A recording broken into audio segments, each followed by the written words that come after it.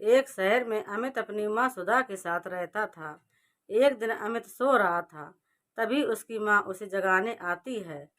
सुधा जी, बेटा अभी तक सो रहा है, ऑफिस नहीं जाना है तुझे। अमित, माँ अभी सोने दो, कुछ देर और, अभी टाइम ही क्या हुआ है। सुधा जी, बेटा 9 बजने वाले हैं, चल जल्दी से उठकर तैयार हो जा। अमित तैयार होकर ऑफिस चला जाता है। सुधा जी जल्दी जल्दी घर का काम निपटा कर अपनी सहेली कविता को फोन मिलाती है। सुधा जी, कविता कैसी है। कविता, हाँ सुधा, मैं ठीक हूँ, तू बता कैसी है। सुधा जी, मैं तो बिल्कुल ठीक हूँ। ये बता, मैंने तुझे कहा था अमित के लिए एक अच्छी सी लड़की ढूंढने के लिए, तूने कुछ किया या नहीं। कविता, हाँ मैंने बात की थी। मेरी दूर की रिश्तेदार में एक लड़की है, बहुत ही गुणवान है, तुझे और अमित को जरूर पसंद आएगी। सुधा जी, तो जल्दी से बात चलाना, और हाँ, अगर उसकी फोटो तेरे पास हो तो मुझे भेज दे। कविता, जरा सब्र रख, मैं 1-2 दिन में भेजती हूँ। 2 दिन बाद कविता लड़की वालों से बात करके बताती है। अमित और संजना आपस में एक दूसरे से मिलते हैं। सभी को रिश्ता पसंद आ जाता है। कुछ ही दिनों में शादी हो जाती है। शादी के बाद सुधा जी बहुत खुश रहती थी। एक दिन सुधा जी किचन में खाना बना रही थी, तभी वहाँ संजना आती है। सुधा जी, बहू कुछ चाहिए तुम्हें। संजना, जी नहीं मम्मी जी, मेरे होते आप काम करें यह ठीक नहीं है। मैं चाहती हूँ आप आराम करें और सारा काम मैं करूँ। सुधा जी, बहू तुम अभी अभी तो आई हो, थोड़े दिन आराम करो, बाद में तुम्हें ही तो यह सब संभालना है। संजना, नहीं माँ जी, मैं ऐसे नहीं बैठ सकती, मैं आपकी मदद करती हूँ, धीरे धीरे मैं सब काम सीख जाऊंगी। संजना सुधा जी का हाथ बटाने लगती है। धीरे धीरे संजना पूरे घर की जिम्मेदारी संभालने लगती है। सुधा जी के पास अब कोई काम नहीं बचा था। वे केवल बाजार से सब्जी या अन्य घर का सामान लाती थीं। एक दिन सुधा जी बाहर से सब्जी लेकर आती हैं। वे जैसे ही घर के अंदर पहुंचने वाली होती हैं, उनके कानों में आवाज आती है। संजना अपनी सहेलियों के साथ बैठी बात कर रही थी। संजना, अमसा तू तो बहुत खुशनसीब है जो तेरी सास गांव में रहती है, तू यहाँ मौज मारती है। एक मैं हूँ जो सारा दिन नौकरानी की तरह काम करती हूँ और मेरी सास मौज में रहती हैं। अमसा, यह सब तो तूने ही अपने हाथ में लिया है। संजना, अरे वो तो एक चाल थी अमित को बस में करने के लिए। अगर मैं ऐसा नहीं करती तो वो तो हमेशा माँ के पल्लू में बंधे रहते। अब तो मुझे उस दिन का इंतजार है जब अमित पूरी सैलरी मेरे हाथों में देंगे। सुधा जी यह सब सुनकर सन्न रह जाती हैं। जिस बहू को वो इतना सीधा समझ रही थी, वह तो उनसे इतनी नफरत करती है। सुधा जी के आते ही सब सहेलियां चुप हो गईं। सुधा जी को देखते ही संजना बोली, संजना, अरे माँ जी, आप आ गईं।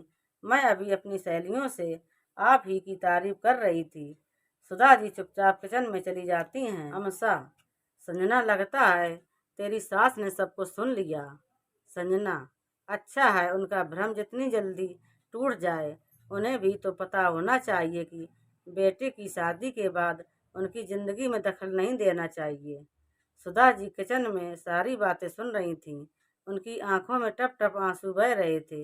वे सीधे अपने कमरे में गईं और अपने पति कमलनाथ जी की तस्वीर के सामने फूट फूट कर रोने लगीं। सुधा जी, आप ठीक कहते थे कि बच्चों से ज्यादा उम्मीद नहीं रखनी चाहिए। आपने कितना कहा कि घर गृहस्थी छोड़कर अपने पैरों पर खड़ी हो जाओ, लेकिन मैं अपने इकलौते बेटे की परवरिश में सब भूल गई।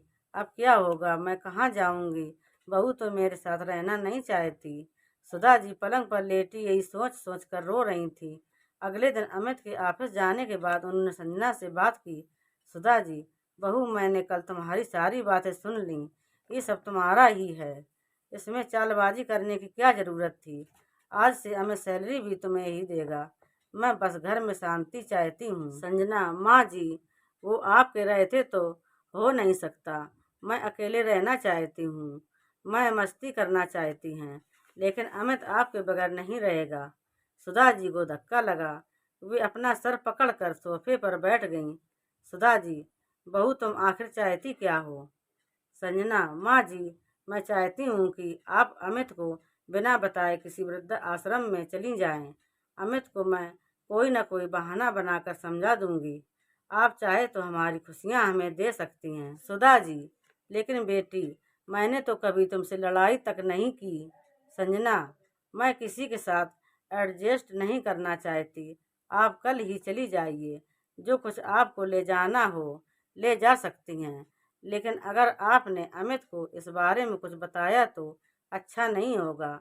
संजना जी जैसे जड़बत हो गई थी। जिस घर को उन्होंने और उनके पति ने बड़े प्यार से सजाया था, संजना जी जैसे जड़बत हो गई थी। जिस घर को उन्होंने और उनके पति ने बड़े प्यार से सजाया था, वो एक पल में पराया हो गया। उनकी आंखों में आंसू बह रहे थे। वे चुपचाप अपने कमरे में जाकर बिस्तर पर लेट गईं। आज उनका मन कर रहा था कोई चमत्कार हो जाए और उनके प्राण इसी घर में निकल जाएं। रात को अमित के सो जाने के बाद संजना सुधा जी के कमरे में आती है। संजना, माँ जी, आपने अपना सामान पैक कर लिया? सुधा जी, बहू, मुझे घर से मत निकाल, मैं यहीं एक कोने में पड़ी रहूंगी। संजना, आपको एक बात समझ नहीं आती।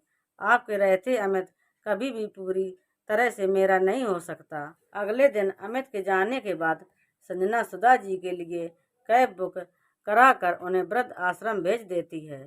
शाम को जब अमित आता है, संजना, अमित, आज मैंने तुमसे पूछे बगैर माँ जी को तीर्थ यात्रा पर भेज दिया।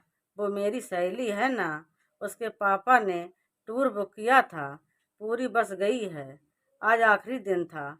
2 महीने के लिए वे गई हैं। अमित, संजना मुझे फ़ोन तो कर सकती थी। पता नहीं माँ के पास पैसे भी हैं या नहीं। संजना, अमित, मैंने उन्हें पैसे दे दिए हैं और सारा इंतजाम टूर वाले कर रहे हैं। चिंता की कोई बात नहीं। इसी तरह 2 महीने बीत जाते हैं। एक दिन संजना रोते हुए अमित के पास आती है। संजना, अमित, बहुत बुरी खबर है। तीर्थ यात्रा पर जाने वाली बस का एक्सीडेंट हो गया। उसमें कोई नहीं बचा। यह सुनकर अमित रोने लगता है। अमित, मुझे टूर वालों का नंबर दो, मैं वहां जाकर देखना चाहता हूँ। संजना, अमित, मैंने सब पता कर लिया। बस हजारों फुट गहरी खाई में गिर गई। किसी का कुछ पता नहीं लगा। अमित का दिल टूट जाता है। वह कई दिन तक माँ को याद करके रोता रहता है। कुछ दिन बाद संजना उसे समझाती है। संजना, अमित, जो होना था हो गया। शायद किस्मत को यही मंजूर था। कुछ दिन में सब सामान्य हो जाता है। एक दिन अमित कहीं जा रहा था, तभी उसे एक मंदिर दिखाई देता है। मंदिर को देखकर उसे माँ की याद आती है। हर छुट्टी के दिन माँ उसे इस मंदिर में भगवान का आशीर्वाद दिलवाने लाती थी। यह सोचकर वह मंदिर में चला जाता है। जब वह बाहर निकलता है तो देखता है मंदिर के बाहर पीपल के पेड़ के नीचे कुछ भिखारी बैठे थे। अमित उन्हें पैसे देने लगता है। तभी वह देखता है एक मैले कुचैले कपड़े में उसकी माँ बैठी भीख मांग रही थी। माँ, तुम यहाँ कैसे? तुम तो तीर्थ यात्रा पर गई थी। सुधा जी, बेटा, संजना ने मुझे घर से निकल जाने के लिए कहा और वृद्ध आश्रम भिजवा दिया। वो अकेले रहना चाहती थी। वृद्धाश्रम में उन्हीं लोगों को रखते हैं जिनके घर वाले खर्चा देते हैं।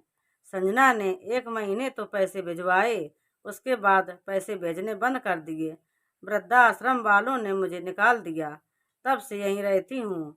कोई कुछ दे जाता तो खा लेती हूँ। तुम कैसा है? अमित की आंखों में टप टप आंसू बह रहे थे। वो माँ को लेकर सीधा घर आ जाता है। सुधा जी को देखते ही संजना घबरा जाती है। अमित, संजना, तुमने मेरी माँ को मरा बताकर झूठ बोला। अब तुम इस घर में 1 मिनट नहीं रह सकती। संजना, ये तो खुद ही यहाँ नहीं रहना चाहती थी। अमित, चुप रहो, कितना झूठ बोलोगी। चलो निकलो यहाँ से। सुधा जी, बेटा, बहू तो घर की लक्ष्मी होती है, इसे घर से मत निकाल। मेरा क्या है, मैं कहीं भी चली जाऊंगी। तुम दोनों सुख से रहो। संजना, माँ जी, मुझे माफ़ कर दीजिए। मुझसे बहुत बड़ी भूल हो गई। मेरी यही सजा है कि मैं इस घर से चली जाऊं। सुधा जी, नहीं, मेरे होते यह नहीं हो सकता। अमित, इसे माफ़ कर दे और खबरदार जो बहू को घर से निकल जाने को कहा। संजना सुधा जी के पैरों में गिर जाती है। तो दोस्तों, अगर आप हमारे चैनल पर नए हो तो प्लीज़ हमारे वीडियो को लाइक करें और चैनल को सब्सक्राइब करें। धन्यवाद।